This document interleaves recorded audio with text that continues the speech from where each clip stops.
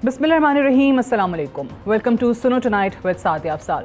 We are back with another episode of our series Islam and the Modern World. In the 21st century, Israel's war against Gaza is a disgrace to civilization, and it is a tragedy for mankind that it cannot be stopped. In today's program, we will work out the numbers and data. The numbers show that Israel's genocide in Gaza is one of the bloodiest in the recent history. Data coming out of Gaza compiled by independent groups indicate that the rate and pace of deaths, as well as the living conditions of those still alive, overshadow earlier conflicts in Iraq, Afghanistan, Yemen, and Myanmar by far and wide. The death toll has crossed 40,000, including women and children. Getting into the details of deaths in Gaza will be horrifying.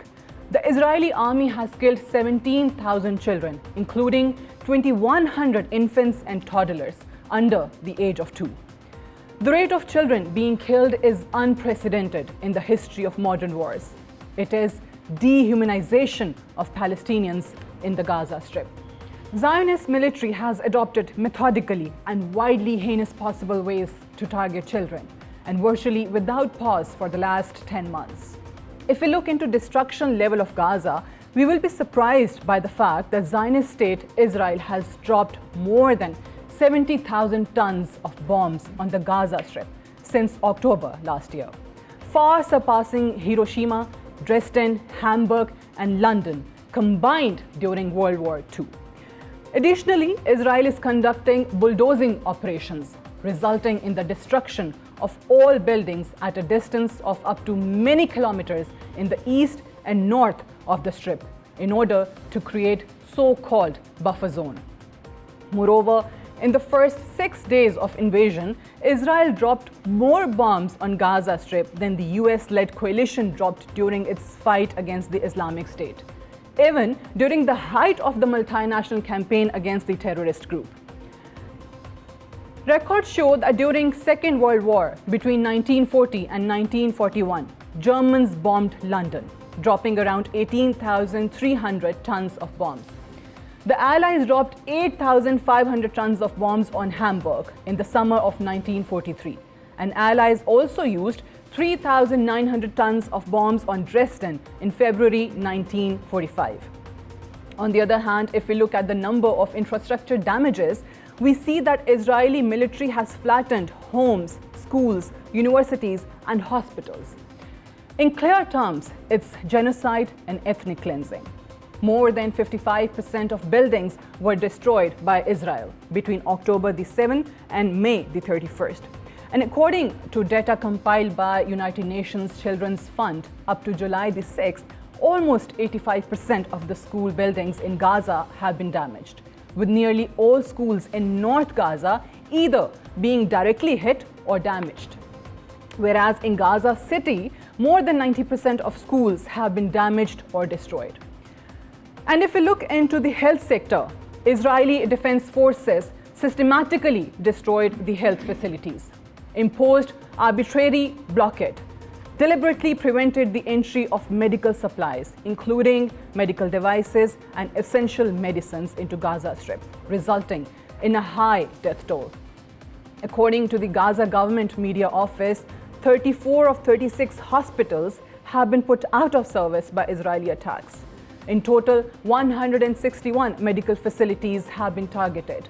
More than 500 medical workers have been killed, including highly specialized doctors. Physicians for Human Rights has documented more than 1,000 Israeli attacks on doctors, clinics, and health infrastructure, which, in their words, have fueled a public health catastrophe. In the period of last 10 months, Israel's devastation of the medical sector, along with destruction of basic infrastructure, produced thousands of chronically ill Palestinians, and it is believed that over 100,000 have already been infected with hepatitis. In today's 21st century, it's fair enough to conclude that Israel's war on Gaza is purely a genocidal act and an act of ethnic cleansing. It is a disgrace to civilization. But today's so-called civilized world is silent, and nobody is ready to raise the question on the war crimes, but defending it in the name of self-defense. Killing innocent kids and women is not an act of self-defense. It's an act of war crime. That is our topic of discussion today, and to discuss this in Islamabad studio, we have Mr. Ghazanfar Gariwal, who's also a PhD scholar, lecturer, Department of IR, NAMAL. Thank you very much for joining us. And with you, we have Mr. Imdad Hussain. You have done your MPhil in international relations. Thank you very much for joining us. And as always, we have university students with us here in our studio, and they will be asking the panel their relevant questions. I'll start with you, Mr. Gariwal. When we look at the plight of Palestinians, thousands and thousands are already dead, including women and children. But when we look at the world, they are just completely indifferent. What do you have to say about their silence? Why those human rights activists, those champions, what will it take to, bother their conscience? Thank you so much for inviting me on this very pertinent issue. I am pleased to be part of this grave issue of the time.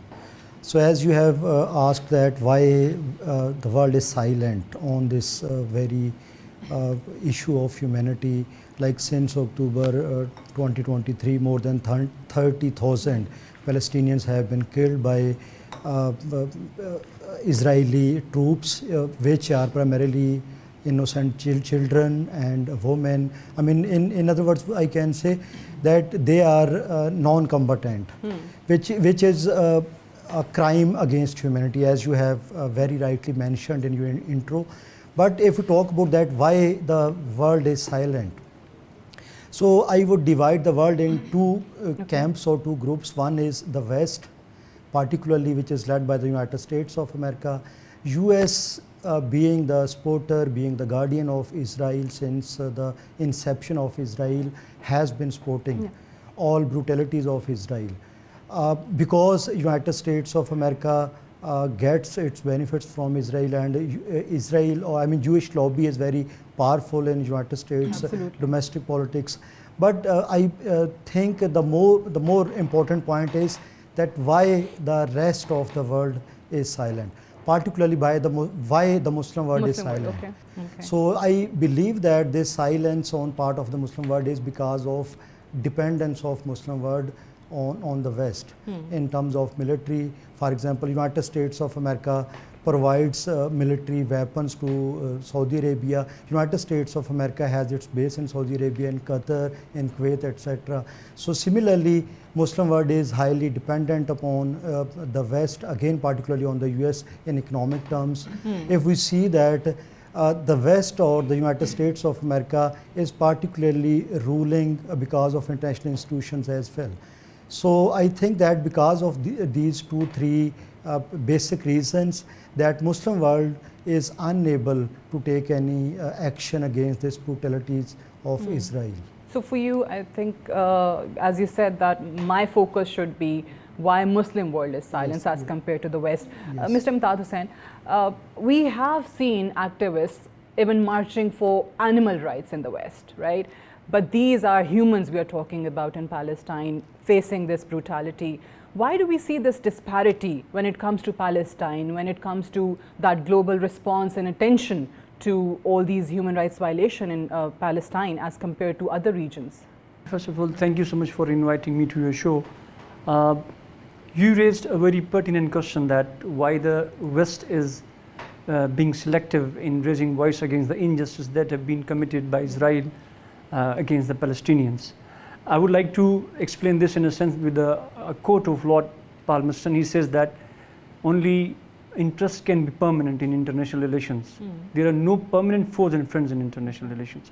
So keeping in view this quote, the West has always aligned with its own interest. Absolutely. Having seen this behavior of the states, the Muslim world too is aligning, and they are pursuing their own national interest. In pursuing their own national interest, they have succumbed to the narratives that West is propagating against the Muslim world in general, and Palestinians and its neighboring country Iran in particular. So we need, of course this is a very concerning thing for humanity. The issue of Palestine should be raised in every nook and corner, so that people may get aware of the injustice or criminal activities of Israel committing in Gaza Strip. Mr. Grewal, moving on, what you mentioned about Muslim world. Okay, interests, definitely they are there. Their dependency on the West is there. But at the same time, do you ever feel that they do not realize how important Masjid al-Aqsa is historically, religiously?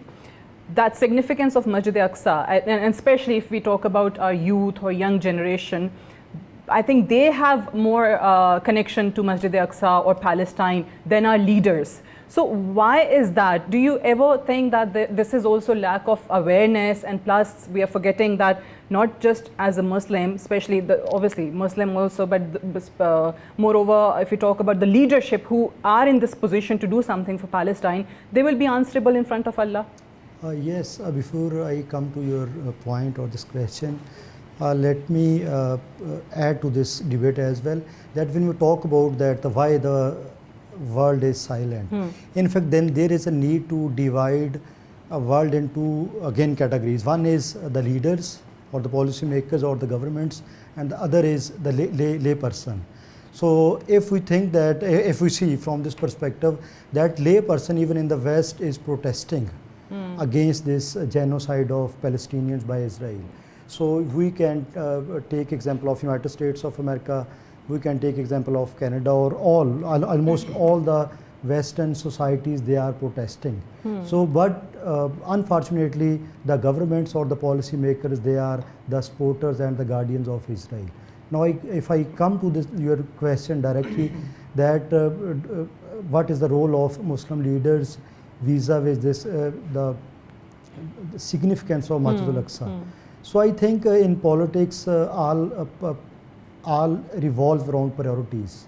So unfortunately, at the moment, priorities the historical significance or religious significance of Masjid al-Aqsa I think that is no secondary. meaning to all that leaders. Is secondary to the leaders or to the policymakers. That's unfortunate. I would recall a statement which is reportedly by MBS, that he believes or he has stated that he might be assassinated because of his initiative to develop relations with Israel. So the point I'm trying to make is that is the priority of Muslim leaders. They want to be more loyal to Israel, they want to be more loyal to the West or the United States of America rather than to Islam, or rather than this connection to with Masjid al-Aqsa.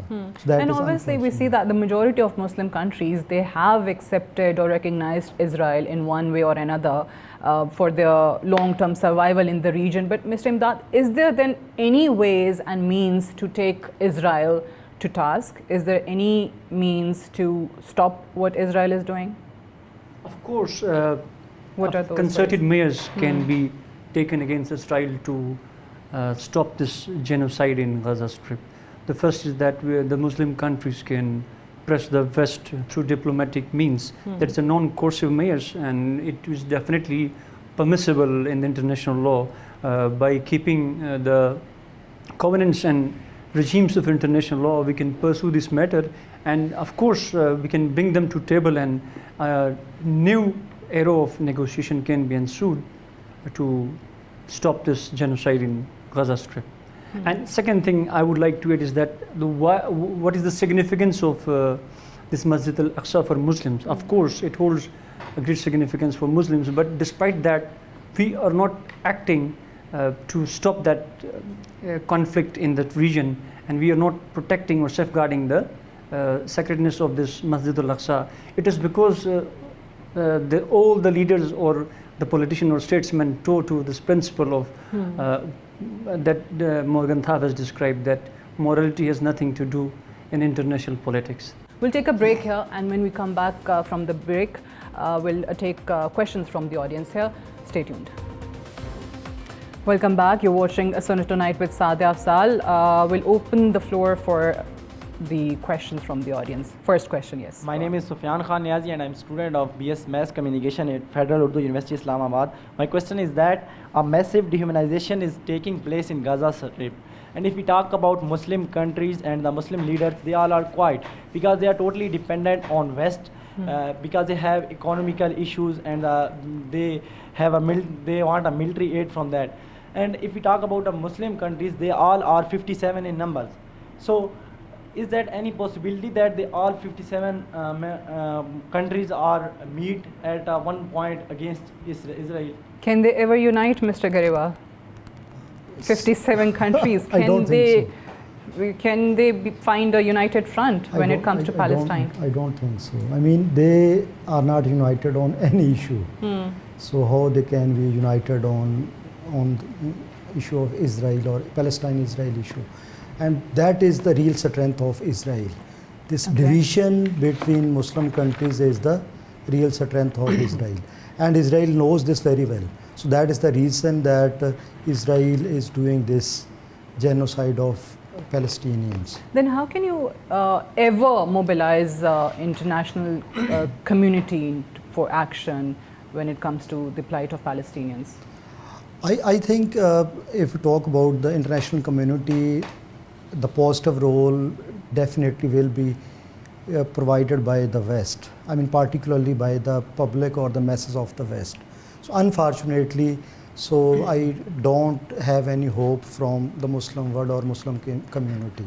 Okay. So in case of Israel-Palestine. So you think if there is ever any solution, that will come from the Western countries, yes. not from Muslim countries? Yes. This is unfortunate. We'll take another question now from the audience. Yes, please. Assalamu alaikum. This is Masroor Ahmed from Namal University.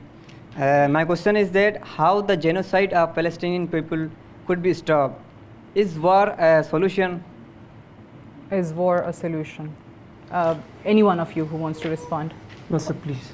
Again, I don't think so. War is not a solution, even if you see from the historical perspective. War has never been a solution of any issue.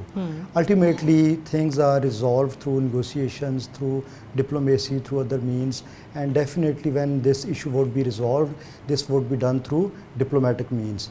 If we focus on the start of this recent genocide of before October, I think there was certain developments, initiatives taken by Saudi Arabia, UAE.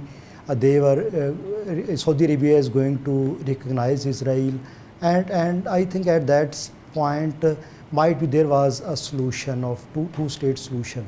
But then the attack on Israel by Hamas, I think, provided this justification to Israel. Though this cannot be justified from any standard of morality or human rights, but even then Israel has got this justification that Israel was attacked by quote-unquote terrorist organization.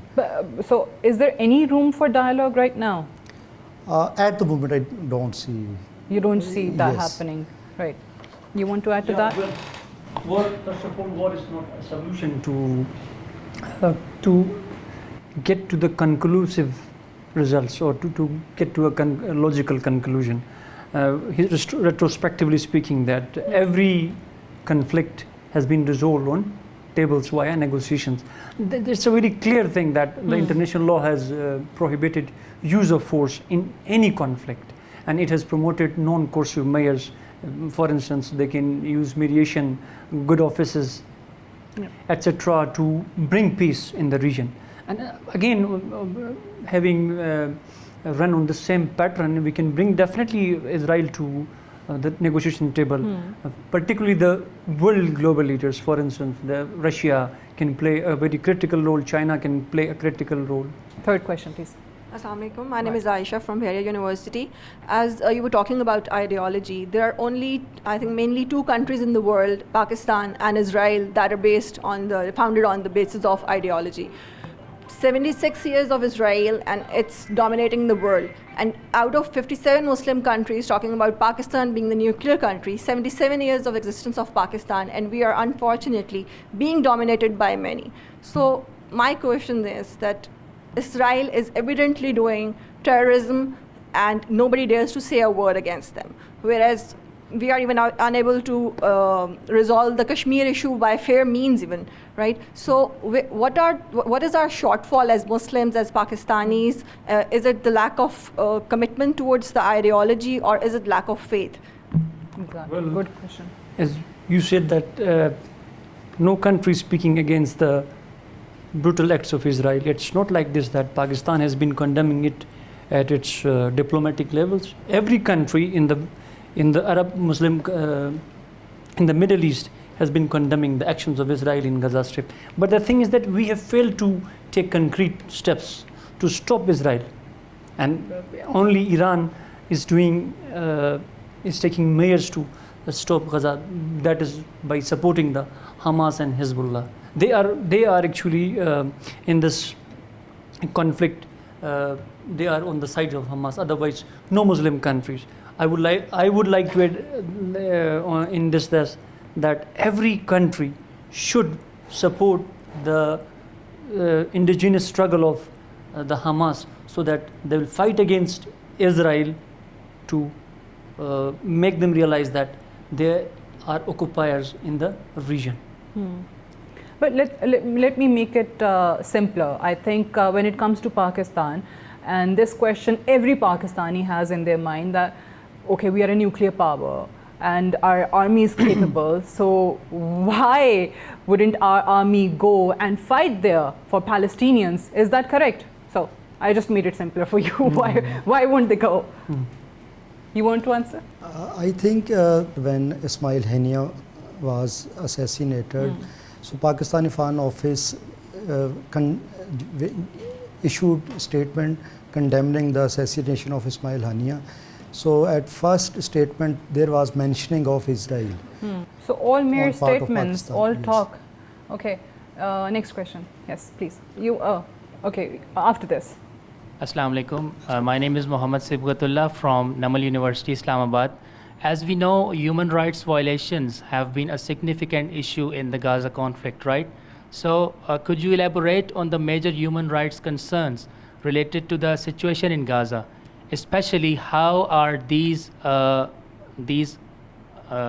violations are impacting the civilians in Gaza? In a recent report, the ICJ has even condemned the human rights violation in Gaza Strip. It means that the international bodies and international regimes are not in favor of Israel. They have been condemning it since the beginning of this conflict. But the thing is that there is a weakness in international law. International law is more or less not a law, but a weak morality, we can call it. And Austin has explained it in a very profound manner that it is weakness of international law that there is no governing body who can implement this international law on states, because states are rational actors and they are powerful. They do not succumb to, or they do not surrender to international regimes, and that is what's happening in Gaza and in Gaza and this Palestine-Israel conflict. The thing is that we need to work on this the regimes of international law, so that in future, if an aggressor commits any kind of injustice with a weaker nation, we'll bring this international law into play. Yes, your question, please. My question is that what role has Organization of Islamic Cooperation, OIC, played in addressing the issue, or why are they unable to resolve the issue? Okay. OIC. OIC simply because it's just a talking body, and if we talk about OIC has nothing done so far to resolve any issue of Muslim world. You can take example of Kashmir. So even in case of Kashmir, India is not that powerful. India is not that supported by the United States of America or the West as Israel is being supported. So I would simply say that OIC can't help on this issue, because again there are so many divisions within Muslim world. There are so many fault lines within Muslim worlds, and these fault lines are at ethnic basis, at sectarian basis, and on other bases as well. So simply I would say that OIC cannot help Israel I mean, I cannot help Palestine in case of Israel issue. We have to go for a short break, and we'll continue our discussion when we come back and take more questions from the audience as well. Stay tuned. Welcome back. You're watching Suno Tonight with Saadia Afzaal. We are discussing Israeli atrocities in Palestine and why the world is silent. That's our topic of discussion today. Yes, please, your question. Assalamu alaikum. My name is Owen Mohammed.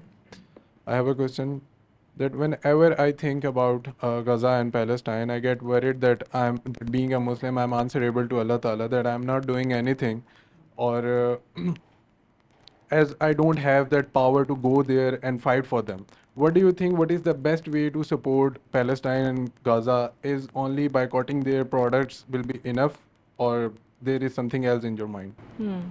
At an individual level, what Yes. steps can we take? Individual level, what you can do to help Israel overcome, help Palestine to overcome Israel. First thing is that you being a student of international relations, that it is economy, when it is strong or when it gets strengthened, it translates into military power. This is a fact. What you need to do is that you can damage Israel economically. And what, in how many ways we can do it? We can boycott the Israeli products. And second thing is that you can build, it's a war of, it's an era of narratives. You can build narratives. You can challenge the Western narratives. And in order to do that, you need to be well informed. You inform yourself, you bring out a narrative, you challenge their traditional narratives, and you can win. And when you win, it means that the world will definitely change, and it will start looking through the prism of Muslim countries, and definitely actions The will be products taken which you against them. mentioned, why can't we do that at a government level, at the state level? Why can't we stop importing those products? Yes, it's very good. The states, as I told you in the very beginning, that states do not take such things personally. States are rational actors, that they behave rationally, because it's a settled principle of international relations that the big powers or the global powers, I can quote this quote from Qaid-e-Azam, that we have a foreign policy principle that we will have good relations with the global powers as well as our neighbors. We want cordial relations with these global powers, and in pursuit of that cordial relations, we remain mum, and we don't want to speak against the global powers. This is international relations. The fallout we are bearing now is because of the realist paradigm. Because of realism, we are suffering, and we have alternatives to realism, is that moral realism that China is propagating. We need to shift our thinking or paradigm towards that, so that we may bring peace in this world. Okay, yes. At the end of the whole discussion, it comes back to religion and having an Islamic revolution at the end. I think the crux of the whole discussion is that we are becoming religiously and morally corrupt, and that is exactly where we need to start working, even if it takes centuries and ages before Islam rises again. Don't you think if we keep thinking rationally and politically, this debate is never going to end? And if we keep on experimenting with all of these other powers of the world, we are always just going to be exploited in the hands of these big powers? So basically, we have to return to our roots. Return to Yes, our roots. both of you. Let me ask you a question. Are you a student of international relations? You are not. Okay, I got it from the background. I told you in the beginning that morality has nothing to do with international politics. There is no room for morality. We're talking about religion and everything, that the West is not religious. They do not abide by the religion we follow. So it is limited. The religion has a limited scope, and it is up to us. Everybody is not preaching the Islam we are following. We believe in Islam because we are believers. They are non-believers. How can you dictate Islamic policies to the West and ask them to abide by the rules? This is not. This is Actually, we do not have to dictate the policies to anyone. We've been talking about Masjid al-Aqsa, right? For us, it has a lot of significance, but also for the Jews and for the Zionists, basically, it has a lot of significance. I've come across articles that say that for the Muslims, Masjid al-Aqsa is basically a gateway to heaven. Like, that's what we study in our religious theories, basically. And for the whole satanic, I would say, cult that is the Zionists, basically. And when we look at the crux of these things, there's a whole satanic agenda that is being followed. The problem is the Gaza issue isn't something that will just be solved politically or with the looking from the lens of IR. This is something where we have to discuss morality and religion. And I think morality won't come into play unless we are religiously stronger. She's not talking about dictating the West. She's talking about our own faith, our weak faith, I would say, right now when it comes to Palestine. There is a saying in the social sciences, as long as you have a logic or a logical argument, you can never be wrong. This is the very brief answer to the whole long question. Okay, yes. This is Sarfraz Umro and I'm from Namal University and a student of International Relations. My question is basically that after the World War I or before World War II, in the same way there were a lot of wars. So before the initiation of World War II, in many parts of the world, people didn't know that it's going to be the World War II. They were simply talking about that there is some forces fighting in Germany, sometimes in France, and somewhere else at the same time. So in the same way, I want to ask you that isn't it a kind of a, not the same situation, but a kind of a similar situation, that we are heading towards a kind of a bigger war? Because we see a crisis in Middle East, and sometimes we talk about it may enlarge the crisis, it may just infiltrate the same war into other Middle Eastern countries. At the same time we see in Europe. So we might say that there might be another thing. So at the same time, to just add another thing, but before World War II, there were a very good leadership at that time. Actually, there were Churchill, there was Lenin, there was some other big leaders actually. But nowadays, actually, the bigger crisis is another, that we lack the leadership at the international level. We see Biden, a very old guy who is fighting for election. Trump is there. They all are old. I mean, there's no international leadership who can, rescue us from this crisis. Right, got your point, got your question. Yes, please. Yes, as you have, mentioned that there could be another major war or major event in international relations. I don't see any great war. So, in fact, there is no parallels between this Israel-Palestine issue and the issues in Sri Lanka, or even I don't compare Ukraine war with Israel-Palestine war. In fact, there are no parallels.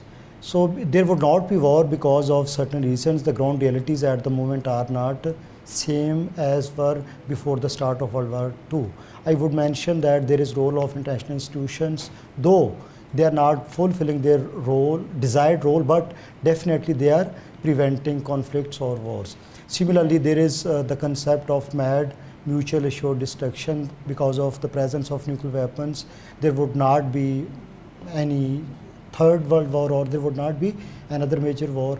Similarly, we can say we are living in this age of globalization. Because of this interdependence, I would not see another major war. But so many people believe on the contrary, that this regional war has got all the potential to become another world war, with so many countries now getting involved. No? You oppose that idea? Yes. That, okay. One last question, yes. Assalamu alaikum. My name is Palvasha and I am from Namal University, student of International Relations. Sir, my question is very short. Does Muslim Ummah exist really? Okay. That's how. Does Muslim Ummah exist? Yeah, of course it exists. We have seen OIC, we have seen the ministerial meeting of OIC recently. It means that Muslim Ummah exists. But it is toothless, spineless. That's why they're not taking any action. That's it. That's unfortunate. So I think on this note, we have to wind up our discussion. Thank you very much, Mr. Ghazanfar Gariwal and Mr. Imdad Hussain. And thank you all for your questions as well. That's all for tonight. I'll see you tomorrow. Good night and Allah Hafiz.